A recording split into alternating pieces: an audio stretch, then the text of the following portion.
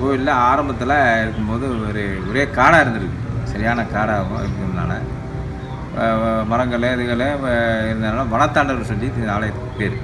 வனத்தாண்டவர். அப்படி இருக்கும்போது பாம்பு உள்ளேயே இருக்குமா எப்போதுமே. சர்ப்பம் இவருடைய சன்னதியில் எப்போதுமே பகலில் நைட்டில் இருக்குமா, பூஜை நேரத்தில் இருக்குமா. உள்ள பூஜை ஒன்றா கற்பூரம் காமிச்சோன்னா பூஜைன்னு சொல்லி சொன்னாங்க. அதேபடி ஒவ்வொரு அதாவது சிவன் கோயிலில் பெரும்பாலும் இந்த மகா சிவராத்திரி நடக்குது இல்லையா, அன்னைக்குன்னு சர்ப்பம் வரணும். அது நான் இதில் ஒரு கோயிலில் இருந்தேன். அதாவது ஜேபியில் லக்கினில் சிவன் கோயிலில் இருந்தேன். அப்போ எனக்கு முன்னாடி ஒரு வருஷத்துக்கு முன்னாடி இருந்தவங்க சொன்னாங்க, இந்த மாதிரி இந்த கோயிலில் சர்ப்பம் வந்துச்சியா அப்படின்னு சொன்னாங்க. நல்லவங்க வந்துச்சு பூஜை அன்னைக்கு. மாதிரி சரி நம்ம இதில் நம்ம என்ன இப்படி சொல்கிறாங்களே அப்படின்னு சொல்லிட்டு நான் மறு வருஷம் இருந்தேன்.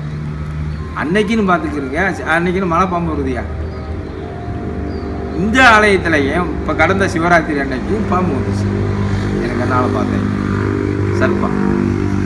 அவ்வளோ ஒரு சக்தி இவர்கிட்ட இருக்குது. பெரும்பாலும் இந்த எத்தனையோ கோயிலெல்லாம் இருக்குது. நான் வந்திருக்கேன். இந்த கோயிலில் ஒரு அமைதியான ஒரு சூழ்நிலை எனக்கு ஏற்பட்டு இதை என்னால் உணர முடியுது. அதாவது எத்தனையோ மலேசியாவில் எத்தனையோ கோயிலில் இருந்திருக்கேன். அம்பாள் கோயிலில் பெரும்பாலும் இருந்தது அம்பாள் கோயில், விநாயகர் கோயிலெலாம் இருந்திருக்கேன். ஆனால் இந்த எந்த கோயிலில் இல்லாத ஒரு மன அமைதி இந்த கோயிலில் கிடச்சிருக்கேன். இந்த கோயிலுக்கு வர்றவங்களுக்கு மன அமைதி கிடைக்கும், வேண்டிய வரம் கிடைக்கும். இதான் என்னுடைய இந்த வனத்தாண்டவரை பற்றி நம்ம சொல்ல வேண்டியதில்லை. நீ போக தெரிஞ்சுக்கிறீங்க எல்லாமே.